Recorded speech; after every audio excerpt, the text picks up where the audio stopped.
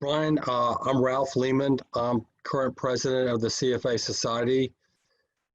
We do use Lord Abbett where I work.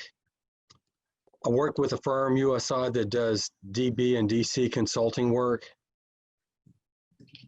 So we have several billion in plans. We've got a number of funds. We've got several Lord Abbett that we use. So this is doubly nice for me, meeting-wise as well. Just doing a little bit of research on Lord Abbett, I did not realize that it was founded in the heart of the Depression.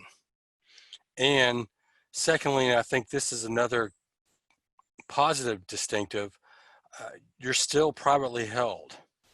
So not that many people have maintained that course in this day and age.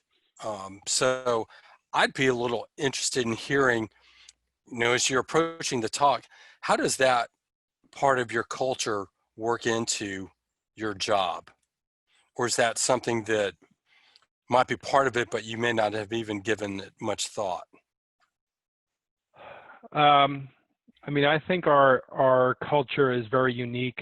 I started my career at Fidelity in 1995, and I made a bad mistake and then left there thinking I should get promoted more quickly, and went to a couple of publicly held companies, and I won't disparage them, but I'll just say coming back to a privately held company in 2012 was, for me, I just think it was a place that's more entrepreneurial. It's a place that thinks about decades. It doesn't think about quarter to quarter. And, I think that for my career, for me personally, and the type of person I am, I think it fits perfectly. And I also think it's a great benefit to our firm that, in 2008, we were hiring people. During this crisis, our CEO or managing partner said, we're not laying anyone off. In fact, we're going to look to try to hire people. I think it allows you to actually be a true investor at an investment firm. And I think when you're a publicly held company, or you report to, say, like in a large insurance company, you're often beholden to other stakeholders that are not necessarily aligned with the interests ultimately of your clients, but also your employees. So I think it's something that we are determined to maintain, to be a privately held company and a partnership, because it has a lot of benefits. You can become a partner, and that has long-term benefits, certainly a great retirement benefit if you stay at the firm long enough to do that. And so there's great incentives, I think, for employees to think about the long term and not just about the short term. I don't know if I'm rambling on too long here. But, oh, no. But I think that it definitely, the most important part is that it maintains the alignment between your client's interests, your employees' interests, and the firm's interests. I think that, sometimes with the agency problem with publicly held companies, you can allow other interests to cause you to make bad decisions, or decisions that are too focused on the short term. What might be a couple of things that you're seeing, especially, is there a theme or a couple of minor themes that you think are being overlooked or not given as much weight as they should? In terms of my presentation, or I'm thinking about as people are looking at the markets. Oh, gotcha. Gauging things such as PE of stocks, movement of the Federal Reserve. We're looking at these different things. What might be something that you're thinking we should be giving some weight to this, especially as you mentioned studying history? If there are some things that you'd gleaned that you thought it's really appropriate right now and people are not seeing this. Yeah, so we've written pretty extensively and spoken a lot about something we have called an innovation premium. And there's been obviously a lot of work done, especially at the very end of the last century, by Fama and French around the value premium, the small cap premium. And so we, in the presentation that I deliver, I spend a few minutes talking about the parallel between the value premium and what we're calling the innovation premium. And it helps, I think, to explain why over these past 20 years, a lot of these high innovation companies and industries have gone from being the most speculative part of the equity market. We had the massive 80% NASDAQ correction crash in 2000 to 2002 to today, where we just went through a massive panic and those areas of innovation held up the best. Right. So a lot has obviously changed over the past 20 years. The innovation premium is a risk premium that we think is very real, and it's based on the fact that the new configuration of these companies in e-commerce, biotech, medical devices, cloud computing, artificial intelligence, it's much different than the dominant companies of the 20th century, which were industrials. They were much more production centric, and they were characterized by having very large capital stock, physical capital, plant, production, equipment that were very productive. And they created these enormous book values. And the value premium was the idea that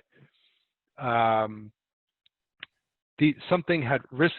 These companies faced some sort of risk that caused them to become cheap, whether it was being displaced by a competitor, displaced by new technology, huge regulation in an industry, whatever. Something caused them to become riskier.